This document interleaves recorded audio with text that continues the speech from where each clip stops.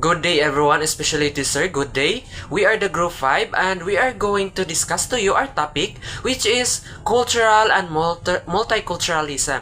So, we are the group 5 and together with my co-reporters, so I am Frank M. Casipong, together with my co-reporters Chris Joy Alasio, Chris Lloyd Timonio and Richie Provinciado. So before we continue, I just want to show you the objectives of this topic or this study. So by the end of this lesson, you are going to know about first one is define and distinguish between the concept of culture and multiculturalism, identifying their key components and characteristics. Second is analyze the role of culture in shaping individual and collective identities.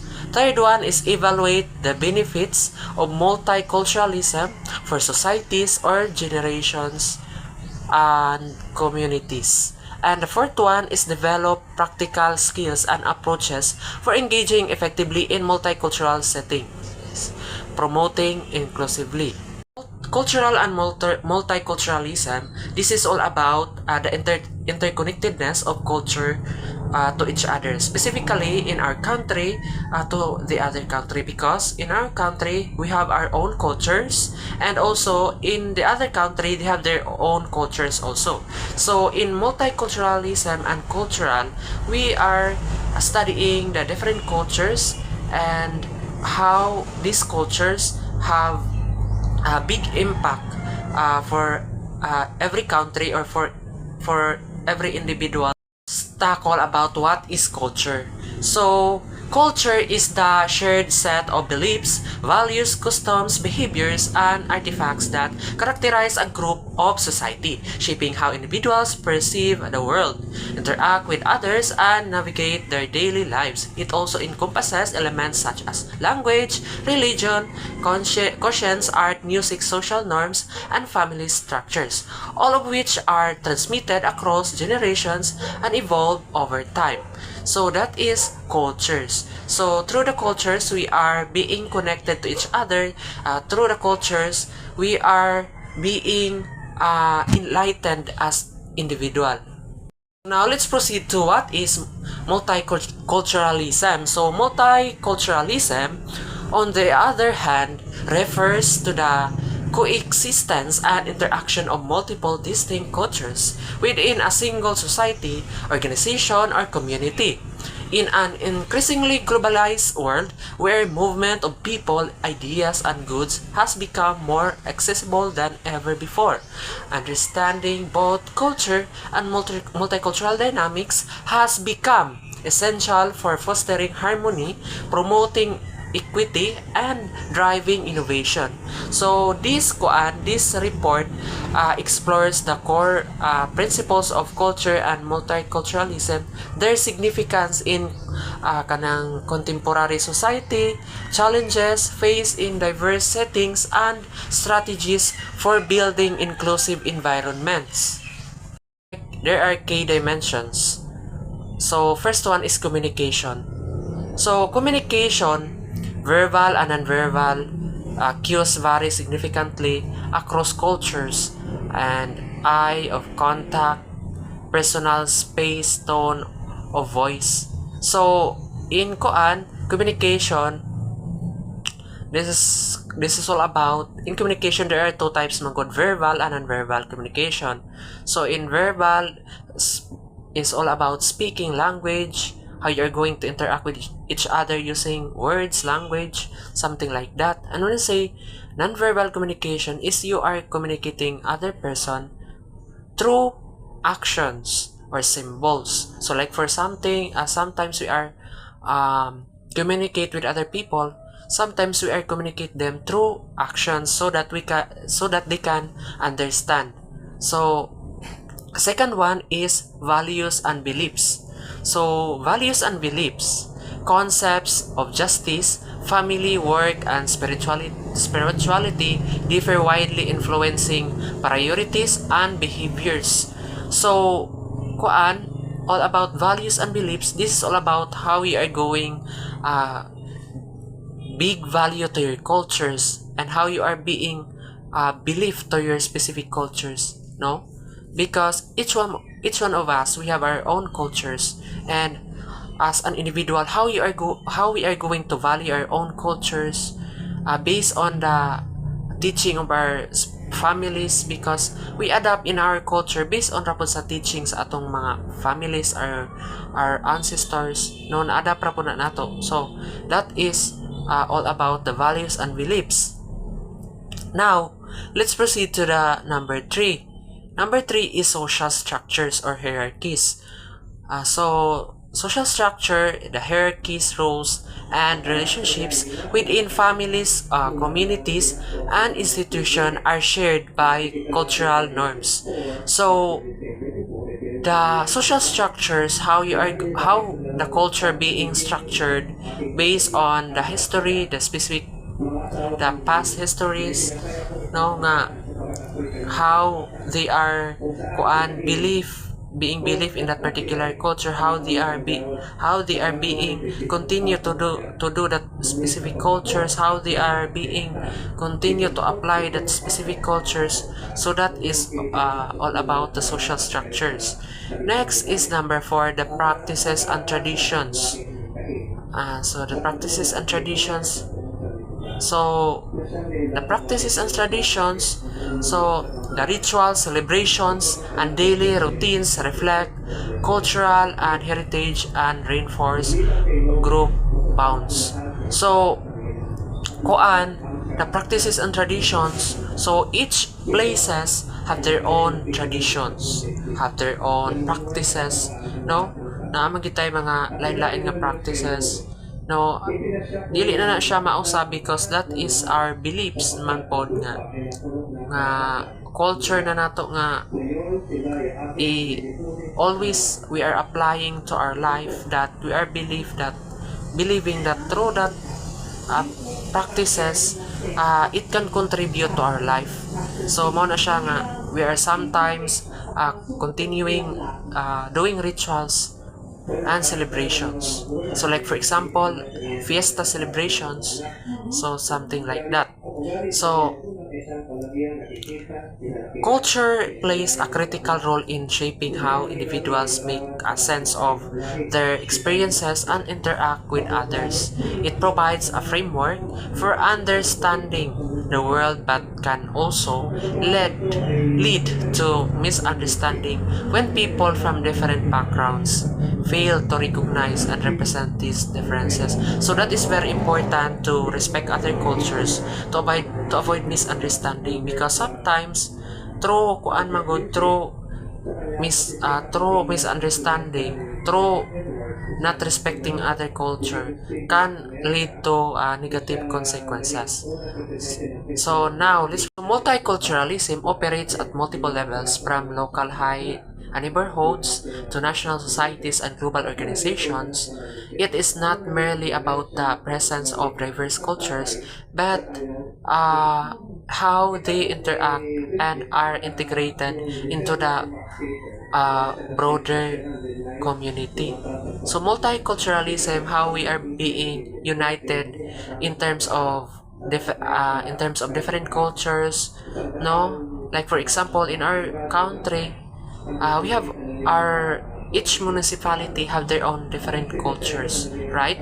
So as a country, how we are being united in terms of different cultures. So muna to siya nga true respect, and also observing their cultures, so that to avoid misunderstanding. Two primary approaches to multiculturalism. Pluralistic multiculturalism emphasizes the right of each cultural group to maintain its distinctive identity while participating in the larger society. Integrative multiculturalism focuses on building shared values and common ground while respecting cultural diversity. Benefits of multiculturalism: economic advantages, diverse communities and workforces, drive innovation, expand market reach, and enhance competitiveness by bringing together the different perspectives and skills. Social enrichment exposure to diverse cultures broadens worldviews, fosters creativity, and enriches daily life through new foods, arts, music, and traditions. Intellectual growth, interacting with the people from different backgrounds, challenges assumptions, critical thinking, and problem-solving abilities. Global competence, multicultural environments prepare individuals to engage effectively in the globalized world. Promoting international cooperation and understanding challenges in multicultural settings, cultural misunderstandings, differences in common styles, values, and expectations can lead to conflict or misinterpretation. Prejudice and discrimination, biases based on race, ethnicity, religion, or cultural background can create barriers to inclusion and equity. Power imbalances, dominant culture groups may hold disproportionate influence, leading to marginalization of minority communities. Cultural assimilation pressures. There may be the tension between preserving cultural identity and integrating into the larger society. Language barrier, limited proficiency in common language can hinder communication, access to resources, and full participation. Good day everyone. My assigned topic is core insight. The analysis of culture and multiculturalism reveals that diversity is not just a democratic fact. It is a valuable resource that requires institutional is that cultural competence is developing the ability to understand, respect, and adapt to difference while advocating for equity and inclusion. So, the core insights, diversity isn't just statistics, it's strength but likely any resources. So, it only works if you are intentional about it.